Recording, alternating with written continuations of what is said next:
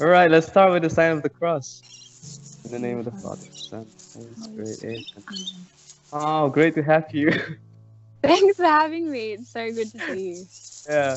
Yeah, maybe you can tell us your name and which country you're from. Sure. So my name is Georgia. I'm from Australia. There you go. Georgia from Australia. I just realized it's decided to rain where I. It's It very started to rain. light, so it's okay. Everyone, welcome to Australia. It's winter. Okay. I'm freezing, and it's raining, but it's good. We can keep going. All right. Um, okay, you're a Catholic youth from Australia. What do you love most about being Catholic? Okay, what I love most about being Catholic, I think the thing that I love most is that as Catholics, we know that we're never alone. So, we can, whatever we're going through, wherever we are, we know that the Lord is with us because the Lord dwells amongst us. And that just gives me so much hope and peace. I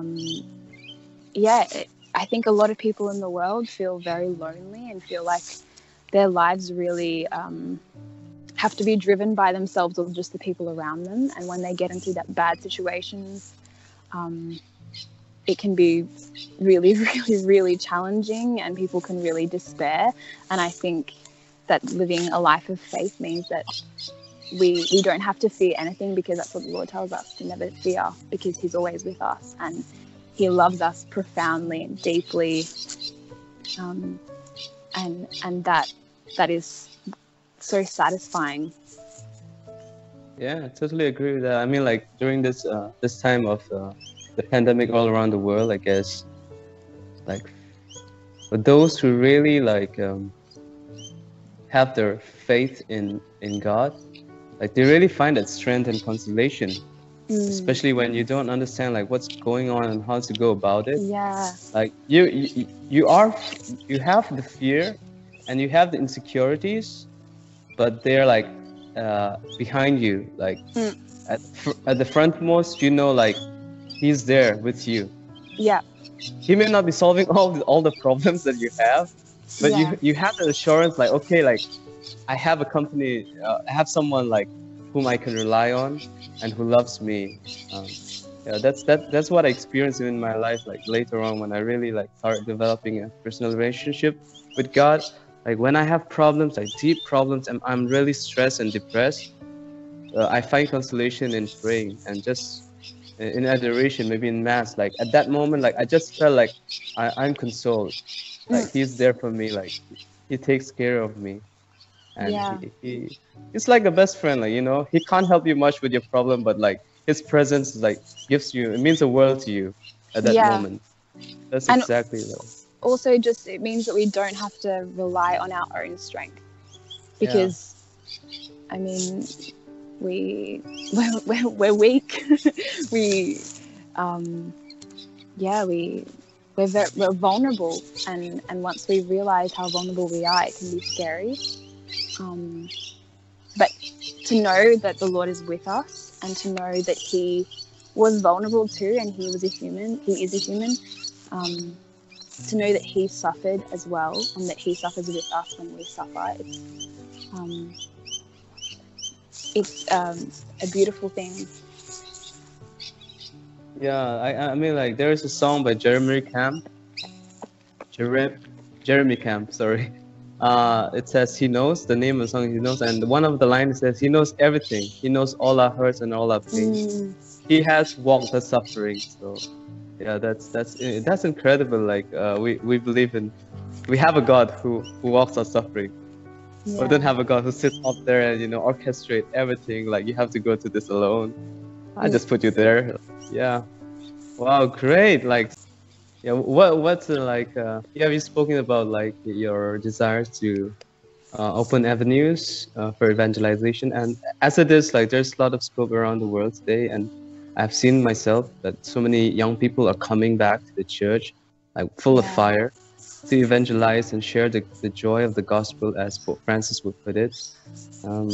Maybe what you personally think more about it, and like what maybe the roles of the youths especially in today's world, that they can surrender themselves or give themselves into this cause. What do you think about? So evangelization in our faith, it's central. So in the scriptures and in our tradition, in our faith, evangelization is a call that every Catholic receives, and we're called to live our faith radically. And I think it's one of those things. It's funny.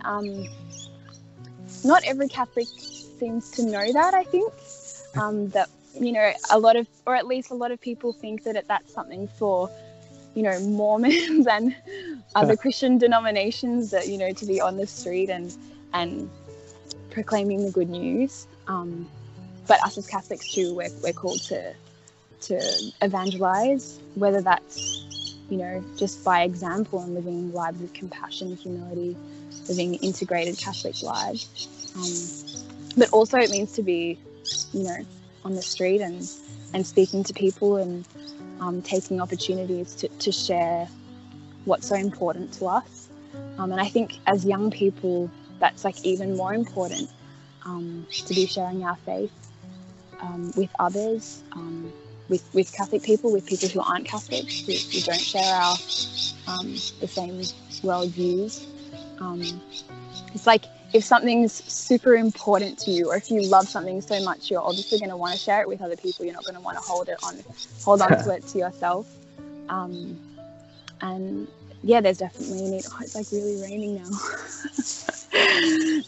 That's okay. Do you want me to pause? No, it's okay. It's lightly fitting. I might just put my hood on. Okay. Showers of blessings. Yeah. Georgia. All right. So maybe like speaking of the youth and evangelization, like okay, imagine you're the Pope of the Catholic Church, or maybe Pope Francis. What would you like to say to the youths today? Maybe some motivational codes or something that you would like them to hear? If I was Pope Francis, he's probably already said this. Okay. But I think one thing that I would really stress is unity among Catholics, and unity among all people, but particularly Catholics and Christians. And also, I think I would really stress the importance of Catholics, especially young Catholics, to go out and make friends with people who aren't Catholic or don't necessarily share the faith. So just to be welcoming and be a presence in the world. I think that a lot of Catholics, and I know I did this as well, it's still a tendency, you want to kind of just like stick with your crew, and you want to, it's easier to be friends with people and share your life with people who share your core beliefs. But we're also called to go out and welcome and be compassionate and share with people who struggle, or anyone really.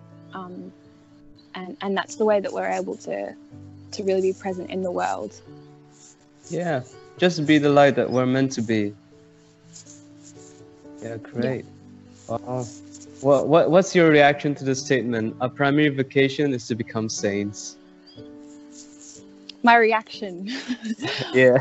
I think it's awesome. Well, it's one of the things that I love about being Catholic as well. Like our faith has high standards, but it's good. It's awesome because to be a saint, it doesn't mean that we have to be perfect and that we can't make mistakes. But it's always striving to grow closer to Jesus in everything that we do. So.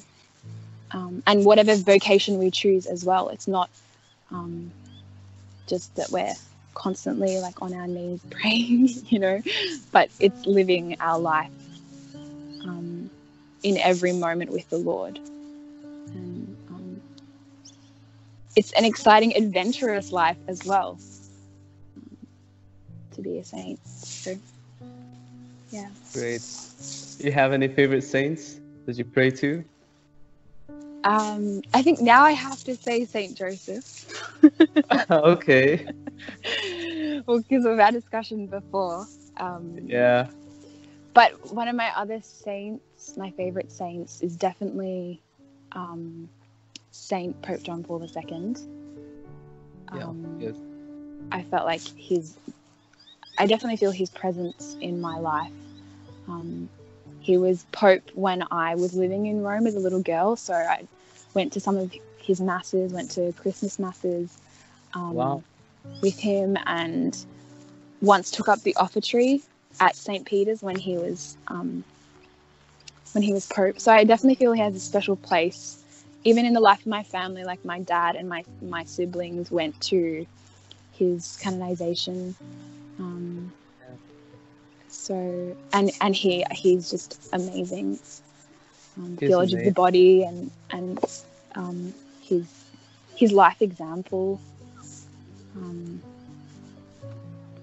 Very deep, inspiring man.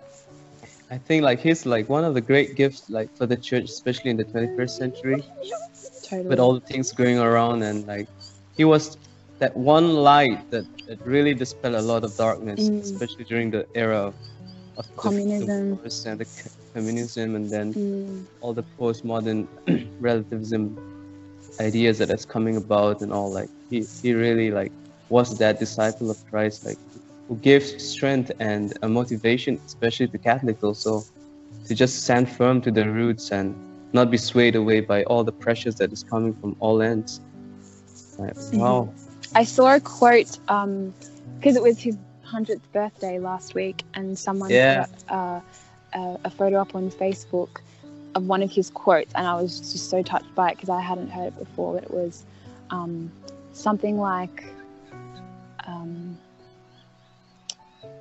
the measure of your greatness comes from the way you treat each human being. Something like that. I probably misquoted it, but I was just like, wow, that's so true. So true, and yes, so deep. Yeah. I feel like the whole point of our faith, I mean, like when Jesus summed the whole the law and the prophets all together, like in just two statements, like love God with all that you have and love your neighbor as you love yourself. Yeah. And I hear like the rain is like really dropping. It's really raining. Like, all right. Anyway, I've come to the last question of my interview. Okay. We could end it here. Thank you, Georgia, for your time and especially for your sacrifice. No worries. I'm honestly happy to be out in the this is the park behind my house. Wow. I didn't think it was gonna rain. All right. We asked the intercession of Saint John Paul II and. All right, and Saint Joseph, to pray for Georgia, pray for Australia and the church out there, and also for me and for all those who are watching this, we may also be like them in our desire to grow more holier and to serve the Lord with all that we have. Amen. Amen. Thanks so much, Francis.